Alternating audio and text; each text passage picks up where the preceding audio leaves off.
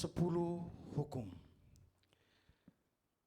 Dan Elohim mengucapkan segala firman ini dengan mengatakan, Akulah Yahweh Elohimmu yang telah membawa engkau keluar dari tanah Mesir, dari tempat perbudakan. Jangan ada padamu ilah-ilah lain di hadapanku. Jangan membuat patung bagimu yang menyerupai apapun di langit, di atas, atau apapun yang ada di bumi di bawah, atau yang ada di dalam air di bawah bumi. Jangan bersujud kepada mereka dan jangan melayani mereka. Karena akulah Yahweh Elohimmu, Elohim yang cemburu, yang memperhitungkan kesalahan bapa kepada anak-anak, kepada generasi yang ketiga dan kepada yang keempat, kepada mereka yang membenci aku. Tetapi yang melakukan kebaikan kepada beribu-ribu orang, kepada mereka yang mengasihi aku dan kepada mereka yang memelihara perintah-perintahku. Jangan menyebut nama Yahweh Elohimmu untuk kesia-siaan. Karena Yahweh tidak akan membebaskan orang yang menyebut namanya untuk kesia-siaan. Ingatlah hari Sabat untuk menguduskannya. 6 hari engkau seharusnya bekerja dan melakukan segala pekerjaanmu. Tetapi hari ketujuh adalah Sabat bagi Yahweh Elohimmu. Setiap pekerjaan janganlah engkau lakukan, baik engkau atau anak laki-lakimu, atau anak perempuanmu, budakmu atau wanita pelayanmu, atau ternakmu, ataupun orang asing yang ada di dalam gerbangmu. Sebab 6 hari lamanya Yahweh telah menjadikan langit dan bumi, laut dan segala isinya, dan Dia beristirahat pada hari ketujuh itu. Oleh karena itu, Yahweh memberkati hari Sabat itu dan menguduskannya. Hormatilah ayahmu dan ibumu, supaya lanjut umurmu di negeri yang Yahweh Elohimmu berikan kepadamu. Jangan membunuh, jangan berzina, jangan mencuri, jangan mengucapkan kesaksian dusta terhadap sesamamu, jangan mengingini rumah sesamamu, jangan mengingini istri sesamamu, atau budaknya, atau wanita pelayannya, atau lembunya, atau keledai jantannya, ataupun segala sesuatu yang menjadi milik sesamamu. Kami mengucap syukur karena Kau selalu ada bagi kami. Kau tidak pernah meninggalkan kami. Apapun keadaan kami, bagaimanapun situasinya, Kau sungguh baik. Kau sangat baik. Kami datang memuji menyembah-Mu Bapa. Haleluya. Mari bersama-sama kita angkat pujian ini, katakan Bapakku datang. Bapakku datang menyembah-Mu di sini, amin. Ku percayakan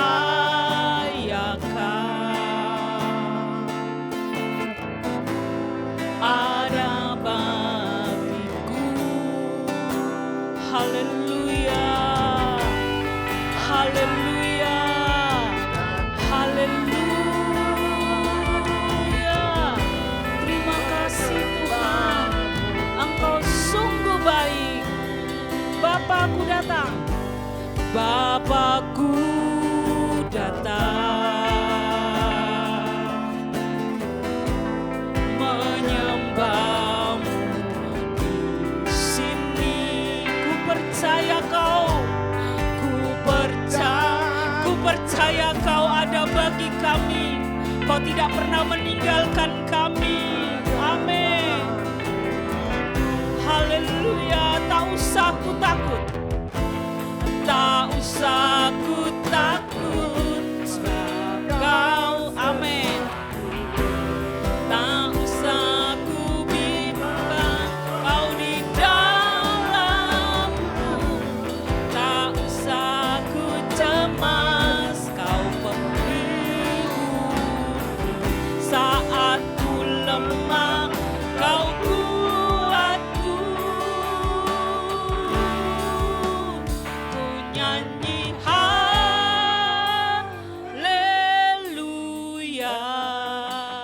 ku nyanyi katakan sungguh Kau hebat, sungguh Kau hebat, ajaib perkasa perbuatan-Mu.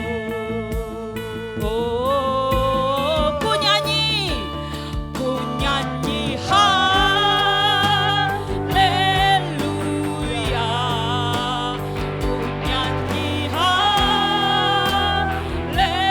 sungguh Kau hebat, sungguh Kau hebat, ajaib perkasa perbuatan-Mu di hidupku, amin, di hidupku.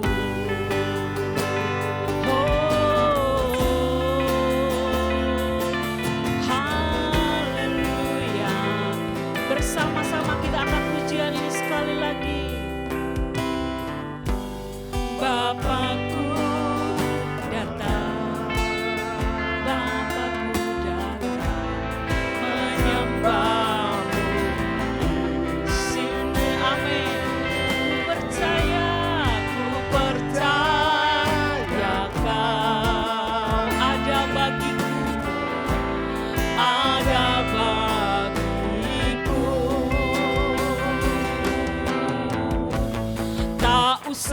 aku takut, sebab Kau sertaku. Amin. Tak usah ku bimbang, Kau di dalamku. Tak usah ku cemas. Amin. Saat ku lemah, katakan Kau kuatku, Kau kuatku. Ku nyanyi haleluya, ku nyanyi haleluya, ku nyanyi haleluya. Oh, sungguh Kau hebat, sungguh Kau hebat, ajaib perkasa perbuatan. Ku nyanyi haleluya, ku nyanyi haleluya, ku nyanyi haleluya. Katakan, sungguh Kau Bapa yang hebat. Amin. Ajaib perkasa perbuatan. Ku nyanyi haleluya, ku nyanyi haleluya, ku nyanyi haleluya. Oh, Kau yang hebat bagi kami, Kau luar biasa bagi kami. Haleluya. Katakan, ku nyanyi haleluya, ku nyanyi haleluya, ku nyanyi haleluya. Sungguh Kau hebat, ajaib perkasa perbuatanmu. Sekali lagi, katakan, ku nyanyi haleluya, ku nyanyi haleluya,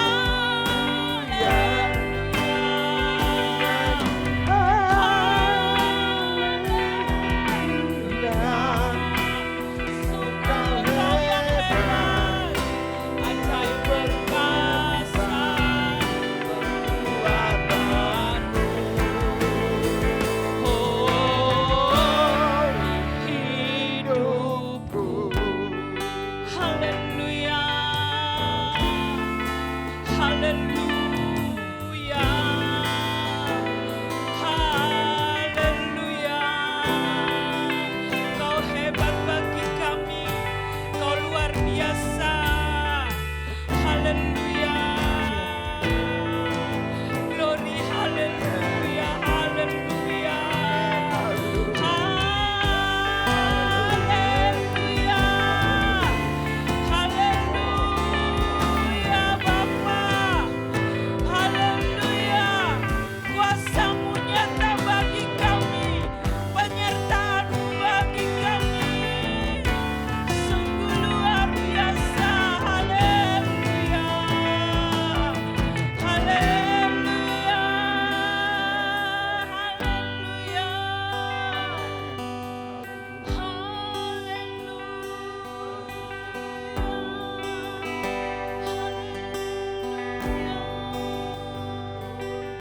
glory bagi-Mu.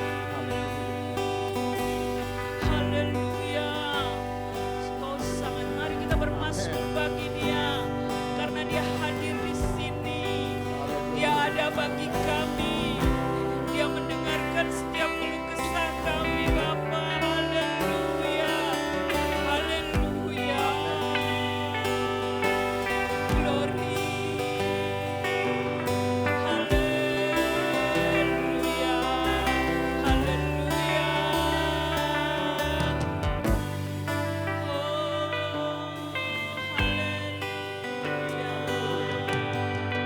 Kami datang padamu Bapa, haleluya. Ku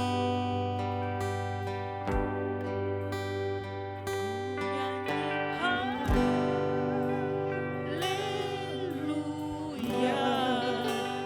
ku nyanyi haleluya.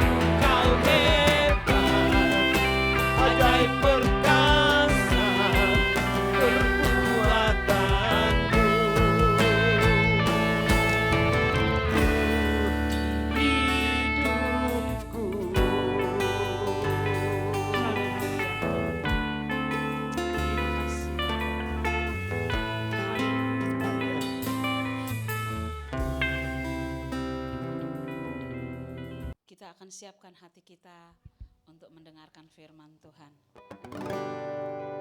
Haleluya. Sebelum saya serahkan kepada Bapak Gembala, mari kita siapkan hati kita. Biar Roh Kudus mengalir dalam kita dan memenuhi hati kita. Mari bersama-sama kita angkat pujian ini. Roh-Mu yang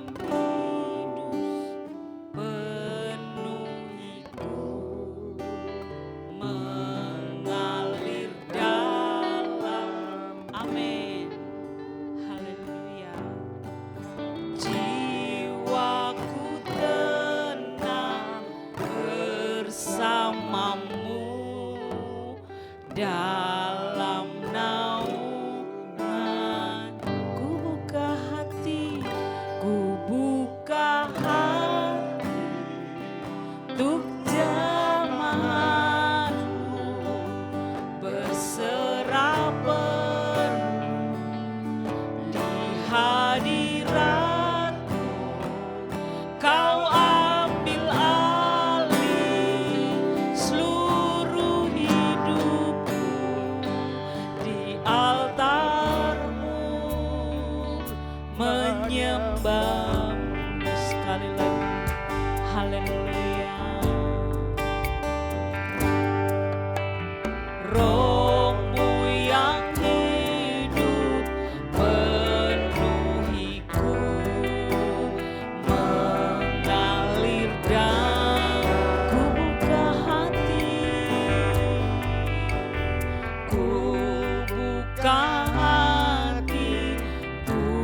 untuk amin, berserah. Haleluya. Buka hati untuk jamahanmu, berserah penuh di hadirat.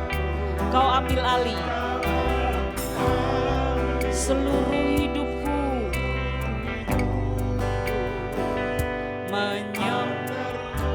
menyembahmu, menyembah. Sekali lagi kita angkat pujian ini, haleluya.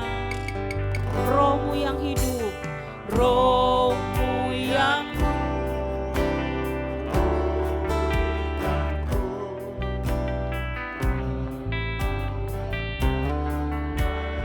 amin, haleluya. Ku hidup oleh anugerah-Mu yang menyertaiku, yang menyertai.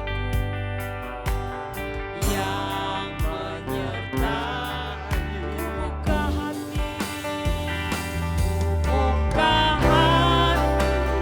untuk jamahan, berserah penuh di hadiratmu. Kau ambil alih seluruh hidupku di altarmu, menyembahmu. Ku buka hati untuk jamahanmu, berserah penuh di hadiratmu. Kau ambil alih seluruh hidupku di altarmu, ku buka hati, amin. Jamalah kami Bapa, kami siap mendengarkan firman-Mu di hadirat-Mu, Kau ambil alih, Kau ambil alih.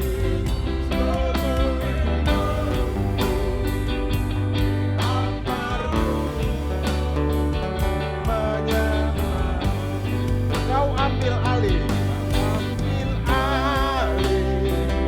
seluruh hidup.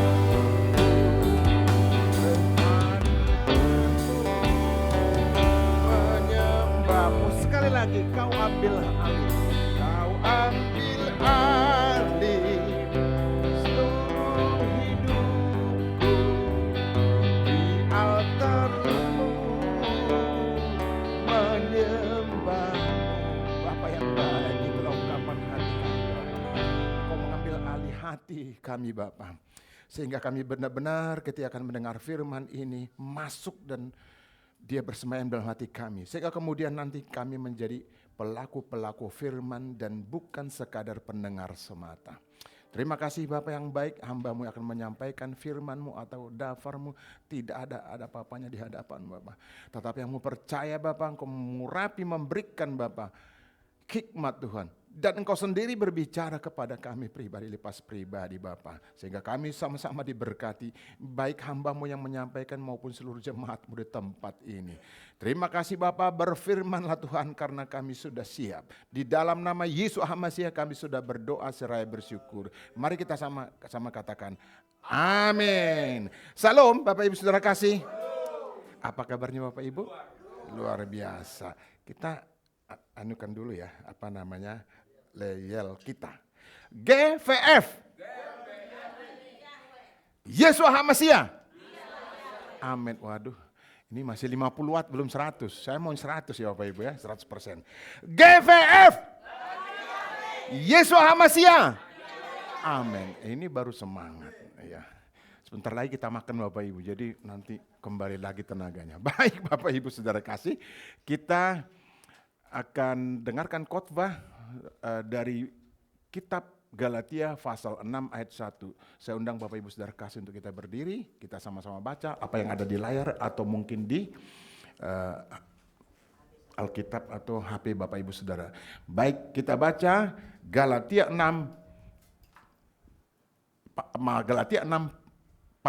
ayat yang pertama. Mari kita sama-sama baca. 1, 2, 3 ya.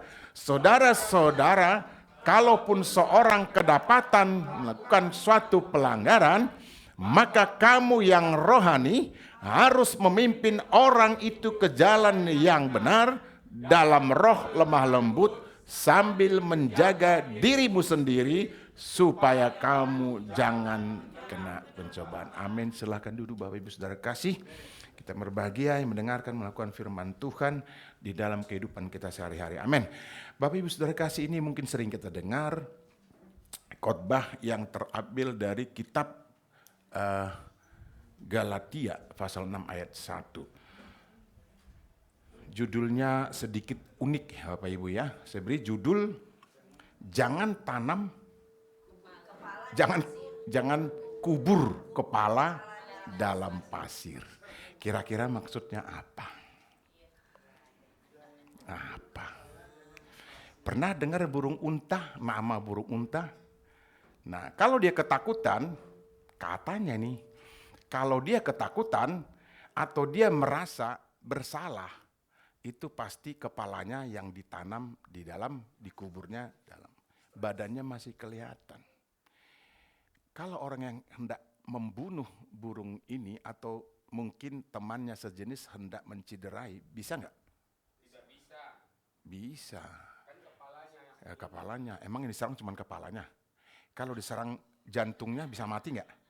Mati juga. Nah, ya misalnya pakai apa aja? Maksudnya apa? Sederhana sebenarnya. Maksudnya apa? Ya, maksudnya apa? Kalau ada kesalahan jangan kita kabur. Kalau ada kesalahan mari tunjukkan saya salah. Kan begitu. Jangan tanam, berani minta maaf. Orang-orang bijak mengatakan orang besar adalah orang yang berani mengakui kesalahannya. Benar nggak Bapak Ibu itu? Benar. Kalau kita berdalih, oh gara-gara dia, nggak selesai. Betul nggak? Ya kan Pak Tony ya, senior ya. Orang yang berani mengakui kesalahannya, sekecil apapun kesalahan itu, itulah orang besar. Bahasa Melayu gentleman ya, bahasa Melayu gentleman kata Pak Tony. Berarti orang ini akan diperbaiki, gampang memperbaiki orang yang mengakui kesalahannya. Kalau orang terus berdalih, cenderung lagi menyalahkan orang lain dan bahkan menuduh orang lain sebaliknya. Ini kalau bahasa di sebelah playing victim katanya. Dia yang membuat orang lempar batu sembunyi donat ya. Enak kalau donat dilempar kita makan. Kalau batu bonyok kita. Nah itu, kalau orang mengakui kesalahannya, itu artinya dia mudah diperbaiki. Atau paling tidak bisa diperbaiki sehingga nantinya ke depan dia akan lebih baik lagi. Jangan bersalah. Jangan kita bersalah tetapi kita mempertahankan apalagi menuduh orang lain. Ada satu kisah yang menarik. Ada seorang raja, ini rajanya nggak terlalu tinggi nih, bolak-balik ini, nanti Bapak Ibu pasti tahu siapa yang saya maksud, ya kan? Nggak terlalu tinggi badannya, ukuran normal, sederhana begitu. Loh, kok tahu? Padahal kita nggak ada ngomong-ngomong loh dari tadi kan? Nggak ada. Tapi saya selesaikan dulu ceritanya ya Pak. Bapak Ibu saya selesaikan dulu. Dia berjalan-jalan di suatu rumah yang tinggi atau istana. Lalu dari istana itu kan kelihatan apa-apa yang ada di bawah. Apakah di danau, sungai dan seterusnya. Ada yang mandi di sana. Langsung disambung, berarti tahu ya cerita. Tapi saya selesaikan dulu Bapak Ibu. Lalu apa yang terjadi? Mata ini memang untuk menikmati yang indah. Betul? Mata itu diberikan Tuhan supaya kita berjalan tidak terantuk kiri dan kanan. Betul ya Bapak Ibu ya? Tetapi mata ketika kita menyalahgunakannya, nah ini yang jadi masalah. Raja yang dimaksud menyalahgunakan matanya. Bagaimana caranya? Dalam hatinya berkecamuk. Ini sesuatu yang indah gak boleh dilepaskan. Dia pasti berpikir, dia orang pinter. Seniman lagi. Indahnya minta ampun, saya mau tulis lagu tentang dia. Kan begitu. Lalu dia pikir, saya harus bisa memiliki dia. Ini. Saya harus bisa memiliki dia. Apa yang terjadi? Dia turun. Mungkin di sana ada perwira. Entah siapa, mungkin letkol atau apa. Atau kapten. Kapten sini. Siapa yang mandi sana? Coba kamu selidiki. Nah, belum bawa masuk. Siap yang mulia. Kan begitu. Siap yang mulia. Saya tunggu setengah jam dan betul lari, mungkin lari apa itu ya, kayak pesawat jet. Oh tergopoh-gopoh ya, terbirit-birit ya sama aja. Lari, balik lagi. Siapa kapten? Apa dia jawab? Ini istrinya kopral. Kopral, maaf ya Bu. Pokoknya rendah lah, bukan perwira. Apa yang bisa kamu lakukan? Kira-kira begitu. Saya nggak tahu, kan begitu namanya juga bawahan meskipun perwira. Nah begini, di mana sekarang prajurit ada di sana, suruh dia paling depan, si Kopral Anu, kan gitu. Maksudnya supaya apa? Mati. Tuh, singkat cerita mati nggak nih? Mati. Apa yang terjadi kemudian, Bapak Ibu pasti tahu lah ya. Apa yang terjadi? Dinikahi atau dikawini atau diambil jadi istrinya? Iya, yang tertulis diambil, bukan dinikahi. Diambil berarti suka-suka. Kenapa suka-suka? Ya raja. Hukum adalah dia. Ya kan? Hukum adalah raja. Raja adalah hukum. Lalu kemudian jadi istrinya. Nah, siapa yang kemudian datang untuk memperingatkan Bapak ini? Apa dia bilang? Domba, ada orang punya satu domba. Nah, terus?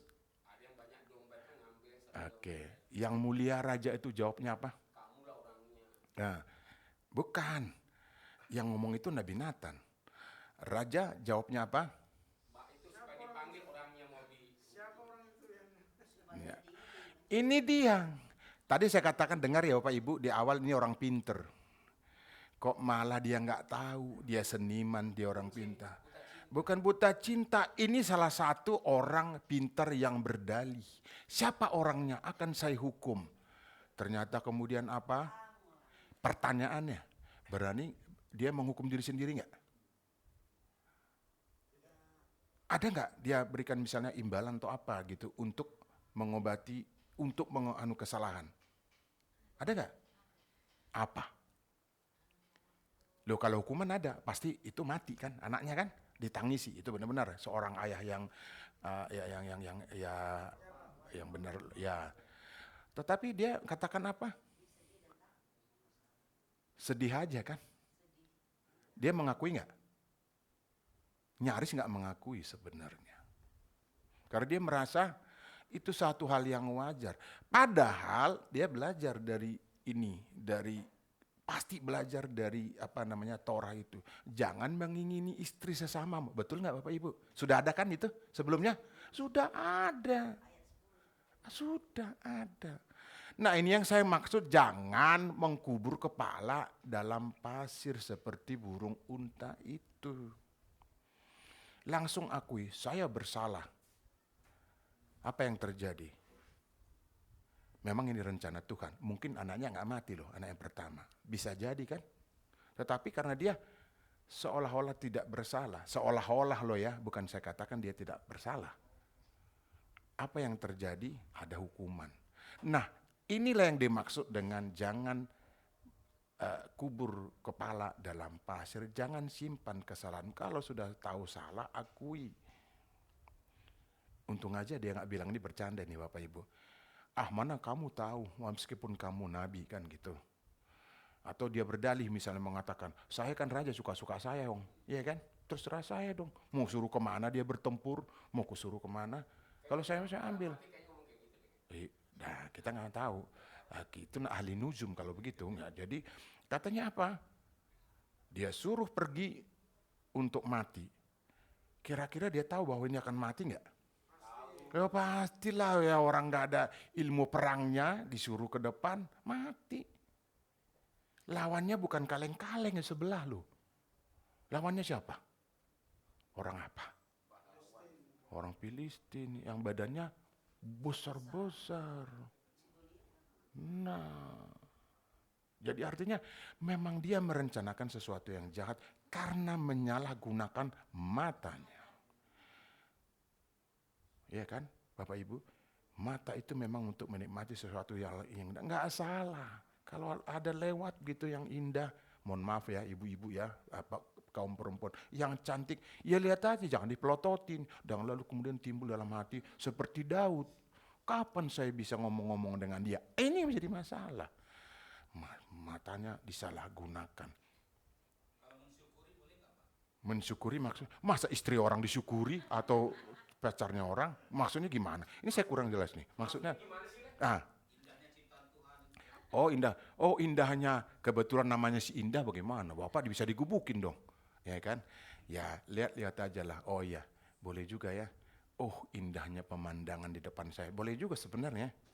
Daripada saya pergi ke Gunung Pancar atau ke Gunung Parung yang ada Gunung Parung kan? Kemarin ada orang ngomong Gunung Panung kan?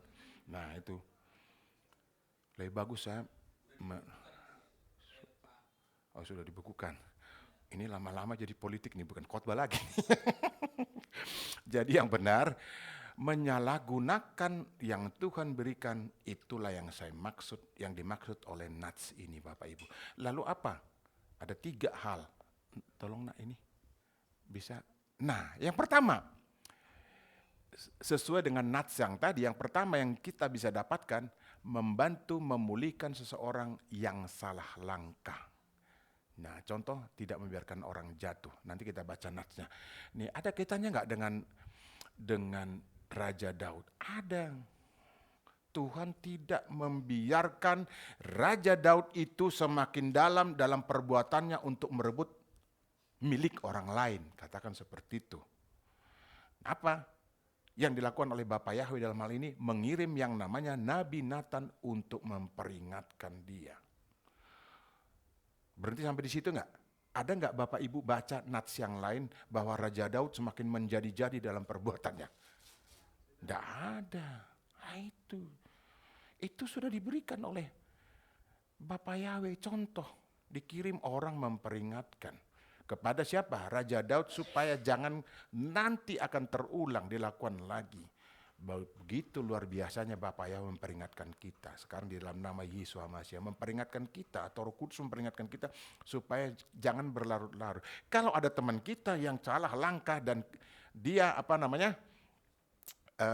cenderung berbuat kesalahan terhadap kita maupun terhadap orang lain, kita wajib menegur itu dengan kasih. caranya bagaimana nanti nomor 2 ya Bapak Ibu.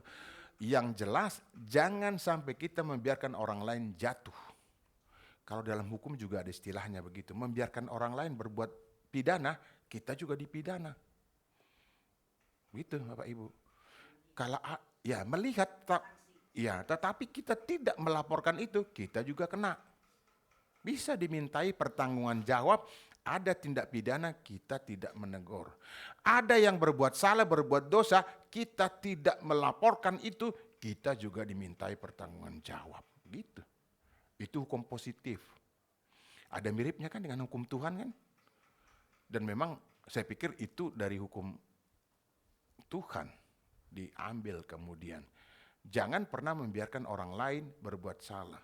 Loh saya takut Pak, jangan-jangan saya yang diinikan, dituduh. Ada tuh kejadian Bapak Ibu, kita melarang orang mencopet, malah kita yang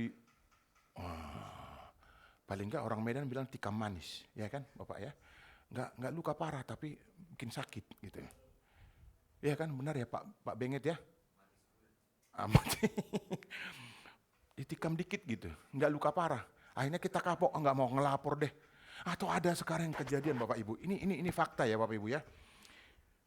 Ngapain saya ikut-ikutan melapor, itu urusan dia, urusan rumah tangganya. Atau ngapain saya melapor, lama-lama saya jadi dimusuhin. Takut dimusuhin, akhirnya dia membiarkan.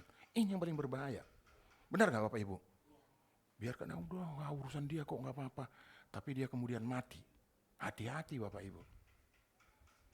Biarkan, jangan gitu.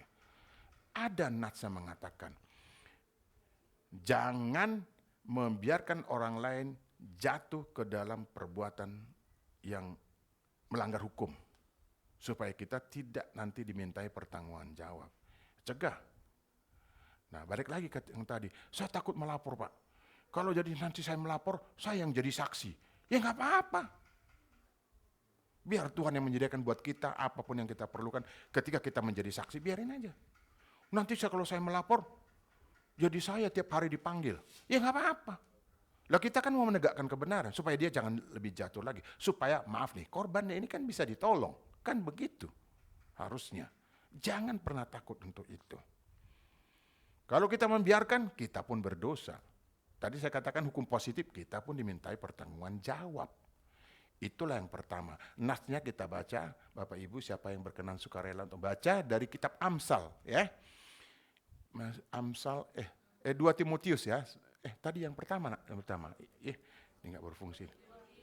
Ya, siapa Bapak Ibu silakan. Baik. Ya. Ayat 25 dan 26. 25 dan 26. Silakan Bapak Padalan. Ya. Dan dengan lemah lembut dapat menuntun orang yang suka melawan. Sebab mungkin Tuhan memberikan kesempatan kepada mereka untuk bertobat dan memimpin mereka sehingga mereka mengenal kebenaran. Dan dengan demikian mereka menjadi sadar kembali karena terlepas dari jerat iblis yang telah mengikat mereka pada kehendaknya. Amin. Silakan duduk. Nah, Bapak Ibu, jadi jangan sampai kita memberikan kesempatan orang, bukan memberikan kesempatan, membiarkan lalu kemudian orang itu jatuh atau orang itu melakukan kejahatan. Tetapi saya katakan tadi memang ada kadang-kadang kita takut karena kita akan menjadi rugi ketika kita akan menjadi saksi atau menjadi ada. Seperti itu. Kenapa? Nah inilah yang perlu dikoreksi. Kenapa orang takut menjadi saksi? Kenapa orang takut untuk menyampaikan apa yang dia ketahui, apa yang benar? Kenapa? Itu jawabannya Pak. Jadi perlindungan yang kurang orang menjadi takut. Nanti saya jadi justru berbalik jadi saya yang dipersalahkan. Atau yang kedua nih, yang klasik, ongkos juga nggak ada ke situ gimana kan begitu. Banyak urusan. Nah ini para pekerja mengatakan banyak urusan. Urusan lain terganggu. Iya betul Bapak Ibu. Apalagi kalau misalnya di pihak sana, ya kan, kerjanya bertele-tele, kita lama. Dibilang jam 10, selesainya jam 2 malam. Oh gimana? Ada seperti itu. Oh saya pernah mengalami Bapak Ibu, mungkin nggak pernah. Jam 12 tank baru selesai. Tank apa tit sih? Tank ya. Apa bedanya tank dengan tit? Kalau jam saya tit, jam ibu tank gitu ya, Bapak Ibu. Oh ya, jadi pokoknya mulai waktu itu jam 10 pagi, selesai jam 12 malam tank tit. Biar aman ya kan, dua-duanya kena. Itu malas jadinya. Padahal kita menyampaikan kebenaran. Ini kadang-kadang ini pekerjaan siapa kalau Bapak Ibu? Boleh berpendapat nih pekerjaan siapa? Pekerjaan iblis. Jangan-jangan iblis, Pak. Orang itu yang melakukan. Ya maksudnya kita, kan konteksnya kita. Jangan membiarkan, berarti kita. Hati nuraninya, Pak. Hati nuraninya. Bolehlah. Itu yang pertama. Jadi membantu orang kemudian memulihkan yang salah langkah. Yang melakukan pelanggaran. Jadi ini bukan hanya pelanggaran soal dia firman Tuhan, tetapi juga soal kehidupan nyata. Apa itu? Banyak, ya. Contohnya, tadi natsnya sudah kita dengar bersama yang dibacakan oleh Pak Dar. Yang kedua, Bapak Ibu Saudara, yang kedua, ini gimana? Yang kedua nih, ya, yang kedua belum mundur lagi ya. Nah ini, menjaga diri nih ya, supaya jangan terpengaruh. Nah, ada ceritanya begini Bapak Ibu. Saya mau membuat dia tobat. Kan dari orang seberang nih. Jangan berteman dengan dia. Kamu akan terpengaruh. Saya bisa menjaga diri. Saya imannya kuat. Akhirnya dia yang ikut terperangkap dan mengikuti apa yang seharusnya dia tobatkan itu. Paham maksudnya Bapak Ibu ya? Pernah ya? Oh kamu jangan berteman dengan itu begini. Kita beda imannya. Jadi silung. Jangan boleh gitu ya. Ini direkam loh ya. Nanti diedit ya Pak. Jadi dia katakan begini. Enggak lah, iman saya udah kuat. Saya kan pelayanan sudah sekian tahun. Saya pembina aktif di dewasa muda atau apalah istilahnya. Kemudian lama-lama kita dengar sudah tidak memikul salib lagi. Ini, jadi hati-hati. Ini. Jadi jangan sampai kita menjadi turut pelakunya. Melakukan hal-hal yang bertentangan dengan firman. Jadi ada satu contoh. Jadi begini nih ceritanya. Dia, maaf ya Bapak Ibu ya, dia mengawini lah istilahnya ya. Istilah yang lebih tepat. Mengawini seseorang yang dianggap lebih tinggi statusnya. Tujuannya hanya supaya dia mendapat sesuatu. Paham ya? Nggak usah saya teruskan ya Bapak Ibu ya. Jadi ada tujuan tertentu. Bukan dari hati yang tulus untuk menolong. Dan bukan dari hati yang tulus untuk memperbaiki kelakuan dari orang yang semestinya dia tolong. Tetapi ada maksud lain. Kalau bahasa sebelah mengatakan modus. Iya, modus. Jadi dia misalnya mengawini orang lain karena nafsu, bukan karena, mohon maaf nih, karena hati yang dari dalam, yang dari Tuhan. Tetapi karena serakah. Serakah kan? Karena hartanya. Ini. Itu yang dimaksud oleh nats ini. Menghindari nafsu serakah, bukan karena melihat sesuatu kemudian kita menolong dia. Lama-lama kita yang terjerumus dan tidak tercapai misi kita sebagaimana dalam nats ini. Baik Bapak Ibu, siapa yang berkenan untuk baca dari kitab Amsal pasal 4 ayat 23 dan juga Matius pasal 24 ayat 24. Siapa Bapak Ibu? Boleh? Sukarela baca? Baik, silakan Bu.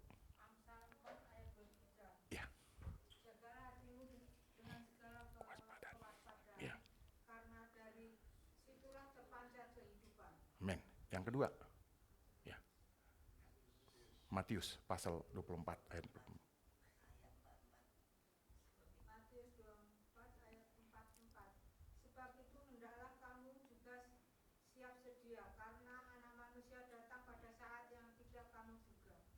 Amin. Silakan duduk. Nah, itu dia. Jadi kita harus menjaga hati kita dengan segala kewaspadaan. Jangan justru kita bersifat menolong dan kita karena serakah lalu menjadi pelaku juga di dalamnya. Dan yang terakhir dikatakan tadi apa? Di Matius 24 ayat 44 Bapak Ibu? Siap sedia. Waspadalah. Waspadalah. Pernah dengar itu ya? Waspadalah gitu kan? Nah, kejahatan terjadi karena kita membuka hati. Bukan kesempatan, karena membuka hati. Dengar ini Bapak, dari sini nih, dari nats ini. Waspadalah, karena di mana-mana ada kejahatan. Ya memang di mana-mana dari zaman dulu juga ada kejahatan. Tetapi kalau kita menutup hati untuk itu, terjadi nggak Bapak Ibu? Jadi yang benar apa? Waspadalah, jangan membuka. Hatinya beku, itu lain lagi. Hatinya cair, itu lain lagi ya kan? Itu cair umumnya kata orang duitnya cair. Nah, tadi Pak Tony, saya benar ya? Kalau begini apa itu Bapak Ibu? Ini sarangeo. Sarangeo, pinter. Sering nonton drakor. Jadi hatinya tertutup untuk hal-hal yang tidak baik atau yang tidak benar. Itu maksudnya. Jangan terbuka. Kalau terbuka, nah itu tadi waspadalah, di mana-mana banyak kejahatan. Kalau ini waspadalah, jangan membuka. Ini jadi istilah baru ya. Dibalik. Ya. Karena dari situlah terpancar kehidupan. Amin. Ya. Jagalah hatimu dengan kewaspadaan. Dari situlah terpancar. Nah, jadi boleh kita tambah ya. Jagalah hatimu. Jangan menambah firman Pak, itu begitu. Bukan menambahi. Ini kalimat saya nih. Jagalah hatimu dengan baik, ya kan nggak menambah, ya kan? Saya nggak memelesetkan loh, nggak lah ya. Dijauhkan Tuhan itu dari saya. Jangan membuka hatimu, ya, kepada kejahatan. Sederhana sebenarnya ya.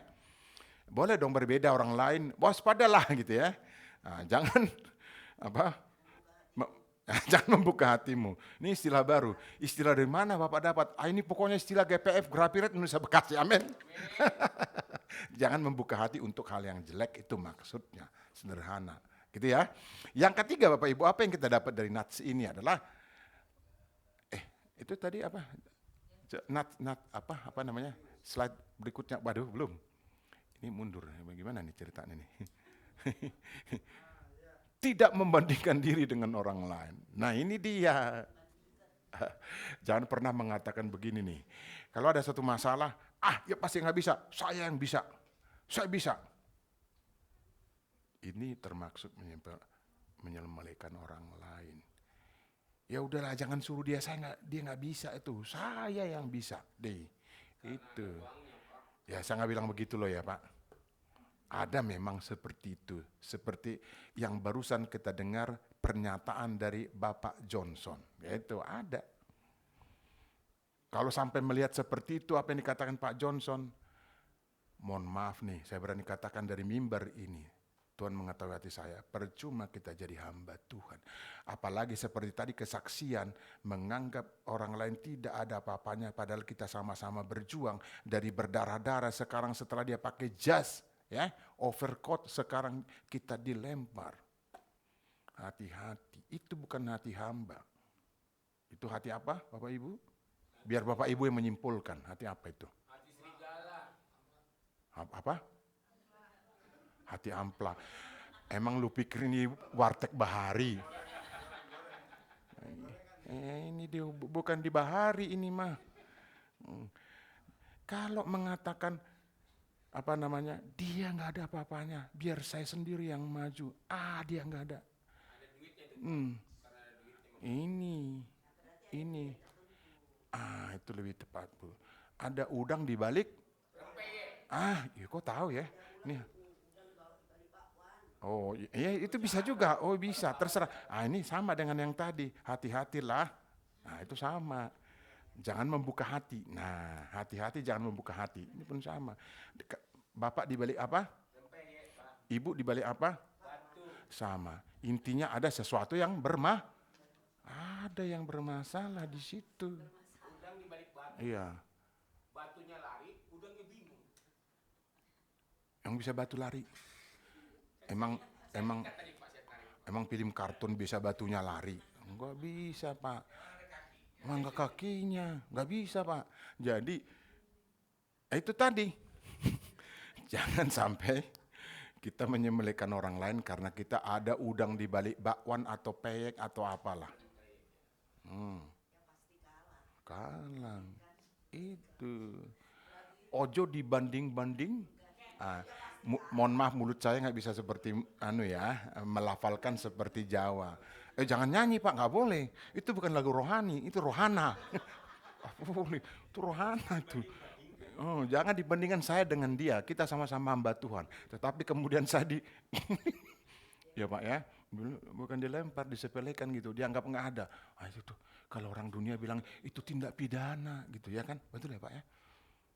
Tadinya kita sama-sama sakit gitu kan, begitu sudah dia kuat, kita ditendang kita ditendang. Enggak Pak, ini celana mahal bagus, nggak mungkin robek. Penjahitnya masih hidup, ini bagus. Jadi artinya apa? Jangan ketika kita masih sakit-sakit kita setia. Begitu kita punya apa-apa, orang lain dianggap bukan apa-apa. Kejadian loh sekarang loh, saya menjadi saksi, gitu ya. Nah kita kan bicara konteks firman Tuhan. Kalau dia bisnis berarti sudah bukan hati hamba lagi. Itu udah hati apa tadi Bapak? Ampla kata beliau. Tuh. Ini kejadian Bapak Ibu. Benar ini, nggak bohong ini kejadian. Yang saya alami, yang saya dengar, ya jadi saksi dong ya. Yang saya ini, benar. Kasihan loh kita. Bukan hanya kepada yang disepelekan ini, yang senior ini, tetapi juga pelakunya. Mau jadi apa? Apa sih yang mau kamu ribut di dunia ini? Enggak jadi anggota DPR juga dengan cara begitu. Betul nggak Bapak Ibu? Enggak jadi, apa lagi? Jadi pejabat tinggi juga gara-gara seperti itu. Itu, nggak jadi apa-apa. Tapi ini terjadi seperti itu. Apa tuh orang lain? Peranmu nggak ada kok, saya sendiri kok. Begitu kejadian sekarang. Untuk apa? Yang dikejar di dunia apa sih Bapak Ibu? Permisi tanya nih. Yang Bapak Ibu cari di dunia ini apa? Tuhan. Iya sih semuanya cari Tuhan. Tetapi apa? Kedamaian, apalagi? Kenyamanan, iya.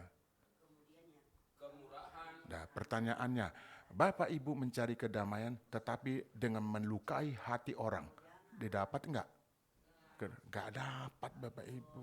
Enggak dapat. Ini yang terjadi sekarang. Saya katakan kita pun ya kasihan kepada yang melakukan. Karena dia pun tidak akan jadi apa-apa. Saya yakin itu Bapak Ibu. Kita melayani jadi apa sih? Untuk jadi apa? Untuk jadi terkenal. Wow, kita berkhotbah di mana-mana, naik pesawat jet, punya pesawat jet ke sana sini. Haleluya, haleluya, haleluya. Nanti belakangan apa? Iya. Ke bapaknya siapa? Kepada Bapak Yahweh ya. Bapak lu yang mengatakan itu. Amin, amin. Padahal dia nggak melakukan. Itu jadi calo. Kayak terminal sebelah. Grogol, grogol, dia tetap di situ. Orang lain sampai grogol. Orang lain masuk surga, dia enggak. Bener nggak sih Bapak Ibu? Ini jangan sekali-kali menganggap nggak ada temanmu, kau nggak bener nih. Saya yang paling benar, saya paling berjasa. Dan kemudian sekarang terjadi. Saya menjadi saksi. Kasihan, bukan hanya kepada korban. Oke, boleh kita doakan. Dia orang yang nerimo, orang yang mau menerima. Yang ini yang menjadi pelaku, mau jadi apa? Yang kamu cari apa sih? Mau jadi apa? Dengan kelakuan seperti itu. Di mana hatinya? Oke, kita nggak usah setir kata hamba. Di mana hatinya? Bapak Ibu pernah lihat semut? Pernah lihat? Sering ya? Ketika ada masalah, ada makanan berat, atau bolehlah makanan atau masalah, mereka bergotong royong nggak? Bukan saling nendang kan? Bukan. Kalau itu makanan, mereka saling menendang nggak? Enggak. Semut aja bisa kita jadikan contoh. Mereka menggotong gula atau yang manis lah pokoknya untuk dimakan bersama. Bukan ketika mereka bawa berhasil, lalu temannya ditendang, digigit atau dimatikan. Enggak kan? Enggak ada begitu kan ceritanya kan Bapak Ibu? Enggak ada. Itu yang nomor 3. Jadi natsnya kita baca dari kitab 2 Korintus pasal 10 ayat 12. Siapa di antara, sekarang ibu dulu deh. Oh tadi udah ibu, laki-laki lagi, bapak lagi. Bisa mungkin ini Pak Sutrisno dulu nih. Pak Sutrisno. Dari 2 Korintus pasalnya yang ke-10, ayatnya yang ke-12. Isinya apa?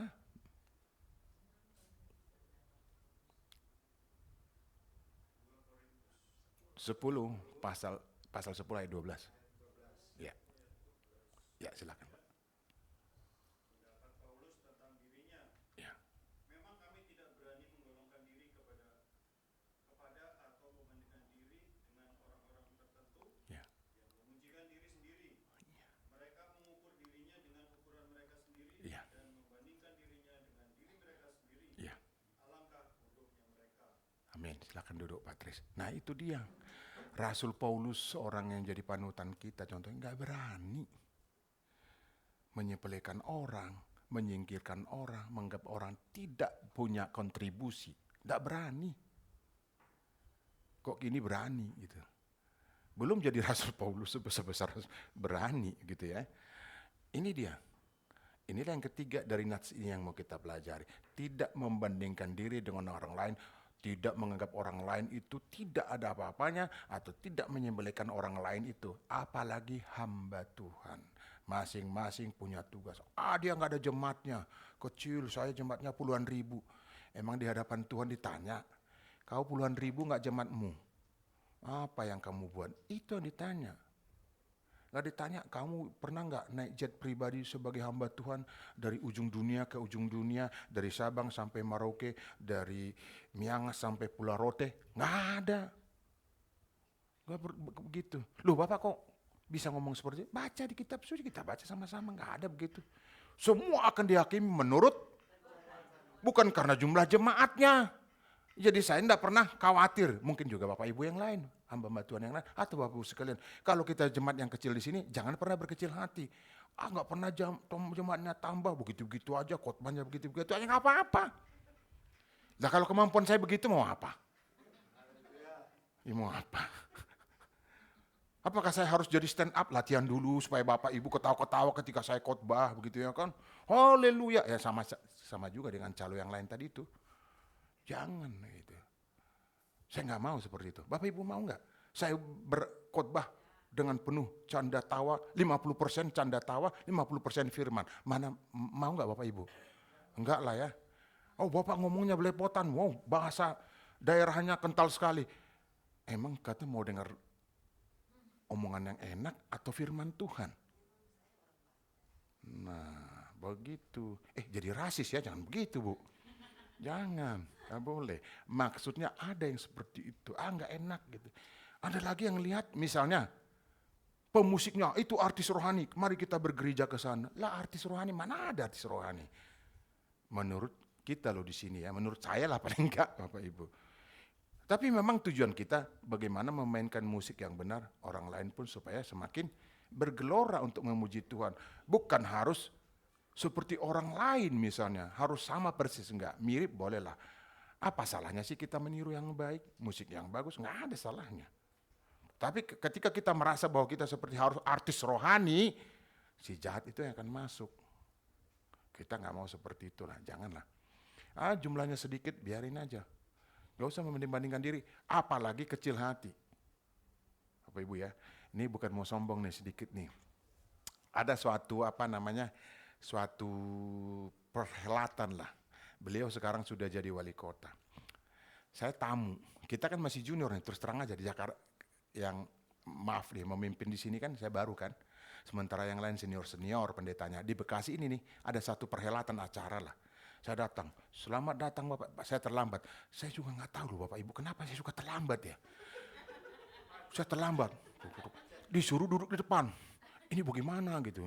Saya biasanya kan nggak terlalu inilah, tapi disuruh paksa depan, duduk. Akhirnya saya duduk. Karena saya merasa ini nih, tahu diri, Saya duduk ke sini, nggak ke sini. Padahal di sini ada kosong, ada kursi empuknya. Saya duduk di kursi biasa, begitu. Kau tahu, begitu duduk, silakan Pak Hasudungan Sinaga untuk memimpin kita dalam doa. Waduh, langsung putar. Ini bagaimana ceritanya? Saya terlambat, soal saya memimpin doa. Ada di situ calon wali kota pada saat itu. Akhirnya dengan, Tuhan Yesus tolong saya berdoa, berhasil. Begitu selesai berdoa, Bapak jangan turun, Bapak duduk di sini, Bapak jadi moderator. Wah coba, memimpin ada 462 pendeta kalau nggak salah di situ. Saya jadi moderator. Ya Pak? Ini kejadian nih, beliau sekarang sudah dilantik kemarin. Jadi saya tanya, Bapak kalau jadi ini, apa yang Bapak bikin? Nanti begini, ini. Tentang gereja lah. Oh ketemu kan, wah kami masih ngontrak ini. Kami harus jadi pemilik gereja gitu. Begitu saya jebak beliau dengan pertanyaan-pertanyaan seperti itu. Ya. Bapak Ibu Saudara kekasih, beliau janji kita akan diberikan ini kemudahan-kemudahan. Amin katanya. Tahu jadi utang buat dia kan. Saya utangi beliau kan. Tuh. Padahal saya baru datang gitu loh. Saya ulangi ya, baru datang. Disuruh berdoa, mau turun ke bawah, disuruh duduk dan jadi moderator. Luar biasa. Jadi apa maksud saya di situ? Jangan pernah kita berkecil hati walaupun kita gereja kecil di sini. Amin. Jangan pernah kecil hati. Jemaatnya hanya 36, nggak mau berapa kek. Gitu ya. Tuh, itulah yang ketiga. Yang terakhir yang keempat Bapak Ibu, mengenali diri atau introspeksi. Nah, ini kadang-kadang susah. Saya ulangi lagi, tadi kita sedikit sering dengan Pak Tony. Nih lagi-lagi Pak Tony. Saya bilang ke beliau, kalau masih ingat ya Pak tadi ya, saya kalau mau bertempur, saya kenali dulu lawan saya siapa. Benar nggak saya ngomong gitu Pak? Saya kenalin dulu, jangan saya serampangan, sehingga kemudian kalah. Saya mengukur diri saya harus tahu diri. Saya harus mengetahui kelebihan saya apa. Artinya apa yang bisa saya lakukan ketika saya harus berperang dengan dia, dengan seseorang. Ini namanya introspeksi. Jangan serampangan itu ya, saya tulis ya, jangan sembrono. Pokoknya kita pasti menang, kita lawan aja. Yang dilawan jenderal mau apa Bapak Ibu? Tahu kan kondisi sekarang kan? Gak usah diperpanjang, nanti jadi politik ini kita ngomong, ya kan? Melawan tembok. Bapak Ibu bisa lawan tembok gak? Gak bisa. Kasih sarung tangan yang paling dari emas juga gak bohong nih. Kecuali sarung tangannya dari uranium. Ada gak sih? Gak ada ya? Gak ada. Begitu. Saya katakan ke beliau, ini siapa orangnya? Saya pelajari. Kuat nggak dia? Kalau kuat, saya harus memperlengkapi diri saya. Ya sama seperti Daud kan. Lihat dulu ini orangnya mana. Oh ini pakai alih-alih nih. Di sini ada lubangnya dikit. Kan seperti itu jadi orang bijak kan. Meskipun tadi kita sedikit mengkritik Daud kan, Raja Daud. Tapi banyak yang kita tiru dari dia. Nah itu dia, ini maksud yang keempat. Mengenali diri, jangan serampangan, jangan hantam kromo. Jangan ketika kita mau mau melayani, contoh nih, yang sedang kesurupan kayak atau apa kayak gitu ya. Lalu kita tanpa persiapan, sedangkan firman Tuhan mengatakan apa Bapak Ibu izin? Berdoa dan? Iya, tutup bungkus dulu diri kita baru kemudian. Jangan serampangan, di dalam nama kita tolong, kita yang terjengkang, kita yang diserang atau anak-anak atau keluarga kita yang diserang. Begitu kan? Ada tertulis kan Bapak Ibu? Iya, jangan serampangan, tahu dulu, saya mampu nggak ngelawan dia. Jangan ngelawan tembok, pakai sarung tangan yang paling Yahud ya, yang paling makin tebal makin bagus ya. Oh ini istilah baru lagi nih. Sayangnya Pak Yakub nggak ada bekas petinju. Kalau itu beliau tahu kan, globe seperti apa yang bagus ya kan? Nggak ada Pak Yakub. Kalau saya sih hanya dengar ada hok kiri, hok kanan itu aja, jab. Saya nggak tahu mampu apa enggak gitu ya kan. Nah itu jangan sampai kita tidak mengenali diri. Jangan kita serampangan. Bukan saya katakan kalau melayani kita harus hati-hati. Memang harus hati-hati, tetapi jangan serampangan. Ini bisa saya usir dalam nama Yesus Hamasiah. Semua kita urapi. Mana nggak ini? Nggak nyambung. Capek kita. Tetapi apa yang kita lakukan? Kita lihat dulu pelajari ini nggak seperti ini. Oh kalau itu perlu waktu dong Pak. Mempelajari itu kan perlu waktu. Lah iya. Namanya juga mau berperang. Namanya juga mau mendoakan. Namanya juga mau nolong orang tadi itu. Perlu strategi. Oh ini benar banget nih. Bapak pernah baca berarti ya. Strategi berperang. Strategi untuk apa? Untuk apa? Strategi untuk memenangkan jiwa. Itu maksudnya nats ini. Strategi untuk menguasai keadaan memang. Tapi kadang-kadang, mohon maaf, saya juga kadang-kadang suka serampangan gitu. Bukan serampangan sebenarnya karena kurang konsentrasi. Itu tadi bisa kurang konsentrasi karena terlambat kan gitu kan. Oh Bapak ngeritik diri sendiri lebih bagus daripada orang lain mengkritik saya, mengkritik diri sendiri. Itu namanya introspeksi. Kan begitu Bapak Ibu. Jadi bagaimana caranya? Ya Nats ini mengajarkan kita jangan serampangan, kenali dulu musuhmu, kenali dirimu, lalu kemudian kamu tampil berperang. Kenakanlah seluruh perlengkapan apa katanya? Senjata Elohim. Apa itu perlengkapannya? Apa perlengkapannya? Satu aja, apa? Berketopongkan keselamatan. Ada Silakan keadilan, ada ketopong, kerelaan, berkat pegang kesetiaan. Kesed- Berpedangkan roh. roh, pedang roh. Oh, iya, Bertamengkan iman. iman. Ya. Apa bedanya tameng dengan ketopong sih? Ketopong itu Yang dipegang gini kan? Sini. jadi kalau kena pelurunya mantul. Pelurunya mantul. Ya. Ya, makanya pinter ya Raja Daud ya. Sudah pakai ketopong, sudah pakai helm. Helm kan itu. Tapi ada dikit lubangnya. Ah ini bisa nih. Bisa, bijak beliau itu ya. Luar biasa. Nah, ketapel. Ketapel begini Bu. Ini bukan begini tapi. Gitu. Bukan begini. Begini belum tentu kena Bu. Tapi kalau begini, dalam nama Yesus Hamasiah. Nah itu. Jadi ini ada kejadian nih. Sedikit lagi Bapak Ibu 5 menit ya Bapak Ibu sebelum kesimpulan. Nah, jadi kemarin itu kita pulang dari ini ada cerita lucunya bukan apa-apa. Maksud saya, nah inilah kalau orang yang sedang panik gitu maksudnya. Jadi tidak menguasai diri, tidak introspeksi lagi. Kita naik pesawat nih. Bukan mau sombong Bapak Ibu. Ketika pesawat itu kan harus melewati awan cumulus nimbus ya. Saya kurang paham ya. Ya nak ya, cumulus nimbus ya. Jadi ini pesawatnya ini memang pesawat agak murah sewanya, ongkosnya maksudnya. Dia terobos terus. Apa yang terjadi Bapak Ibu? Ini kejadian 3 minggu yang lalu saya alami dengan anak saya Jonathan. Terus tiba-tiba turun begini. Ada yang bilang begini.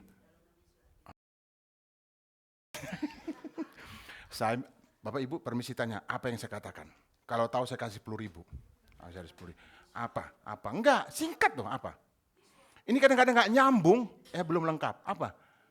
Udah nanti habis duitnya. Udah ya. Saya ngomong apa? Ini sebenarnya darah Yesua. Apa nyambung enggak sih itu? Darah Yesua. Saya ngomong gitu. Di sebelah kami dengan Jonathan, ada yang ngomong bahasa Tionghoa, entah apalah. Pokoknya intinya kaget dan memuji Tuhannya. Jonathan santai, dia bilang apa? Ini nih pilotnya kalau nggak mau bahan bakar rugi nih. Dia nggak mau belok kiri kayak manuver dikit, dia terobos terus katanya. Ini autopilot katanya. Kamu diam aja saya bilang.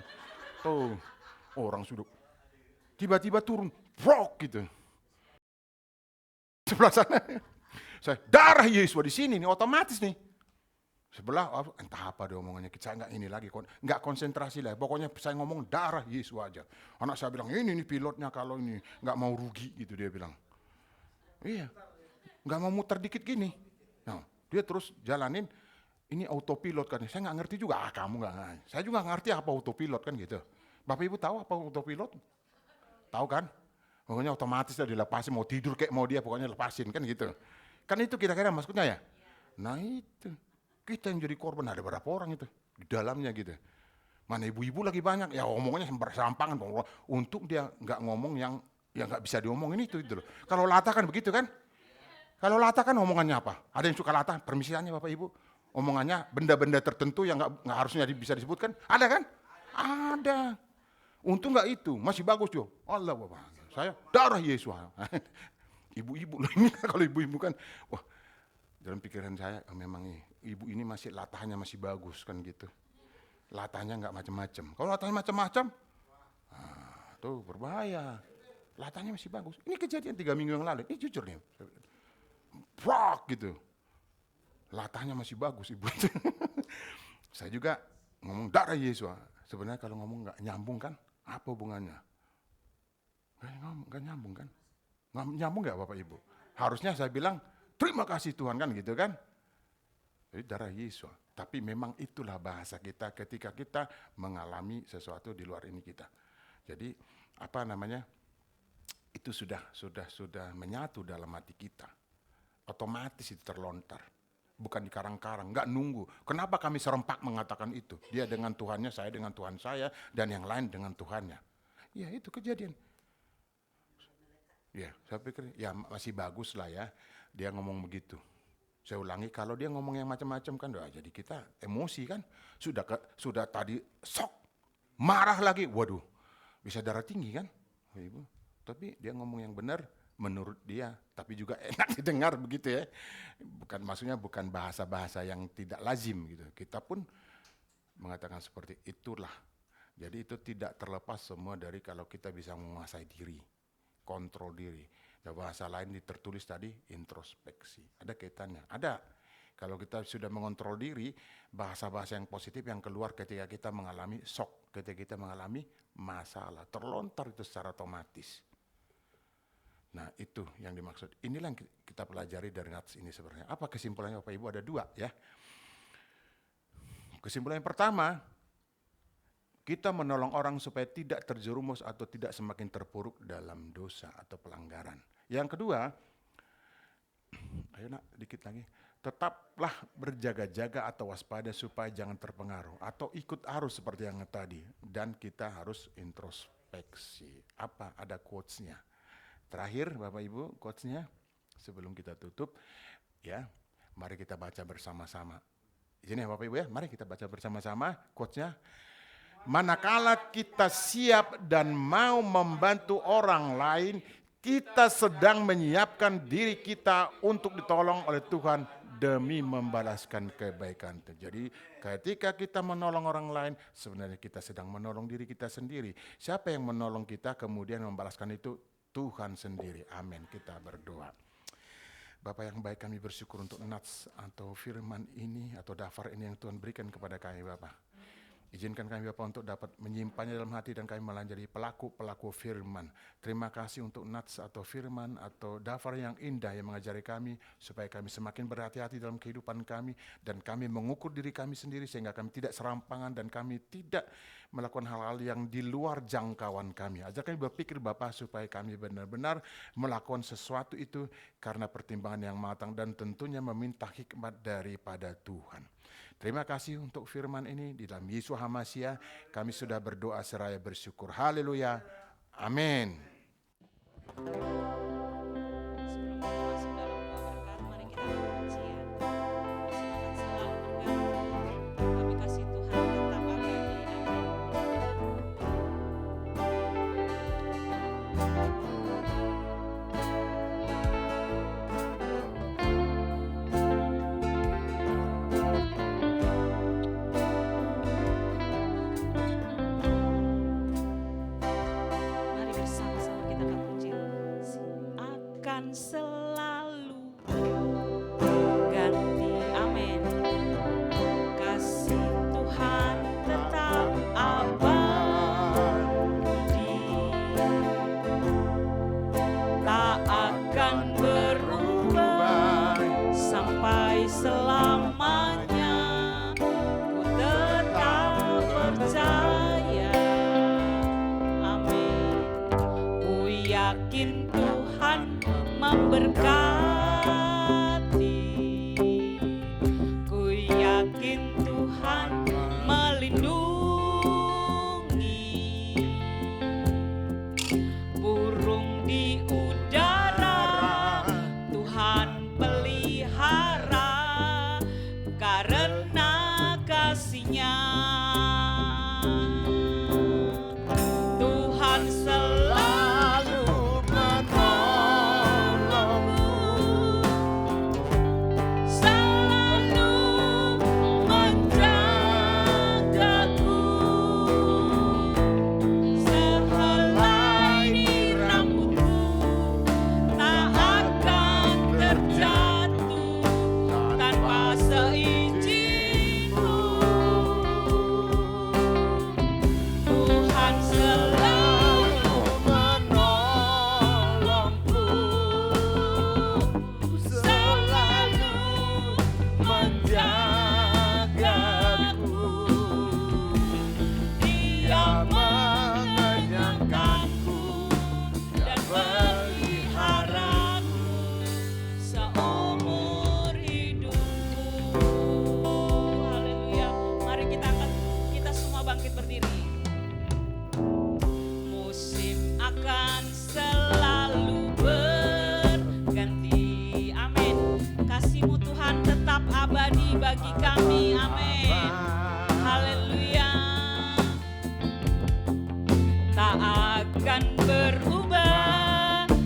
sampai selamanya.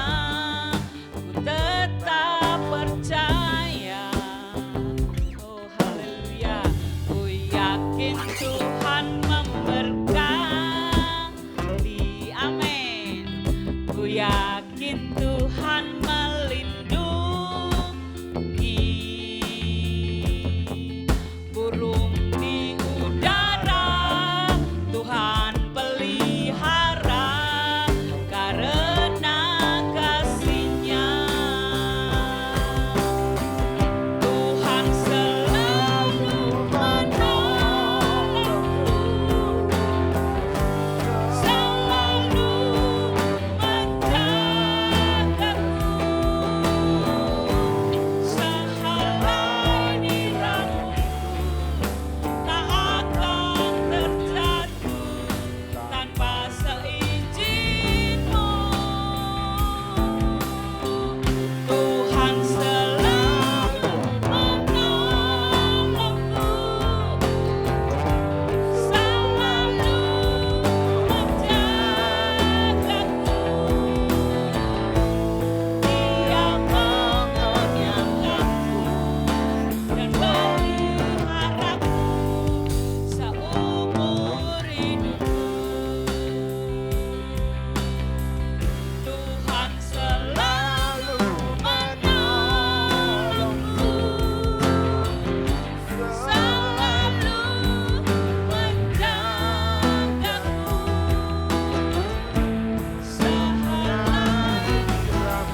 Saya serahkan kepada Bapak Gembala.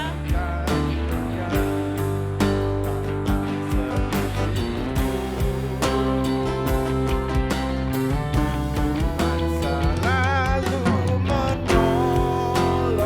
menolongku, selalu menjagaku. Dia mengenyangkanku dan peliharaku seumur. Kita ulangi ternyata Tuhan selalu menjagaku. Tuhan selalu menolongku, selalu menjagaku. Sehelai nirangku tak akan terjatuh tanpa seizin-Mu. Tuhan selalu menolongku, selalu menjagaku. Dia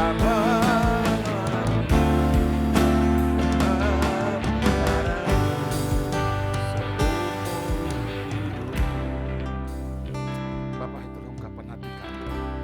Keyakinan percaya Tuhan selalu menjaga dan menolong kami.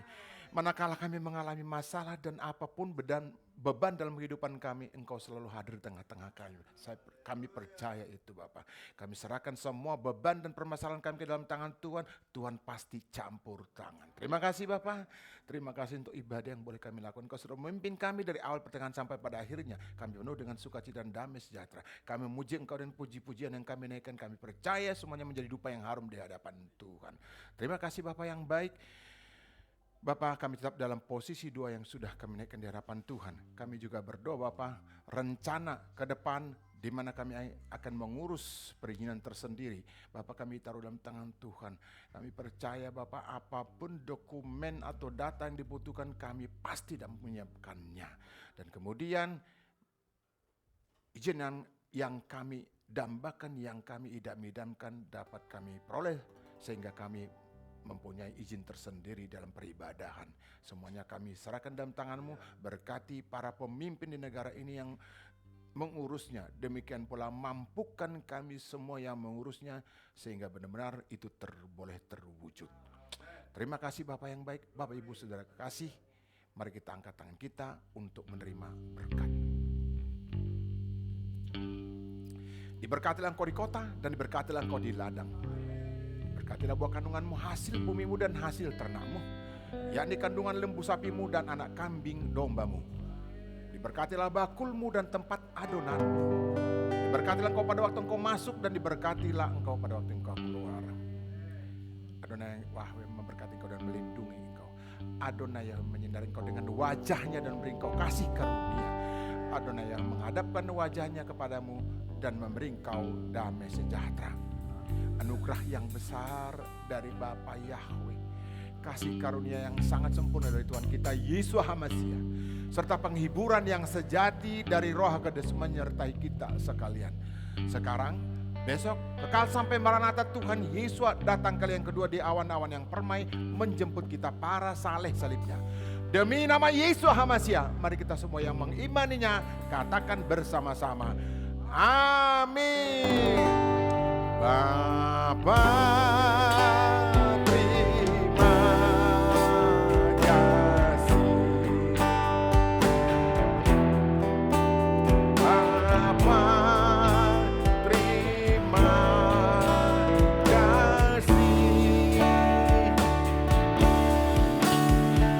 Bapa, di dalam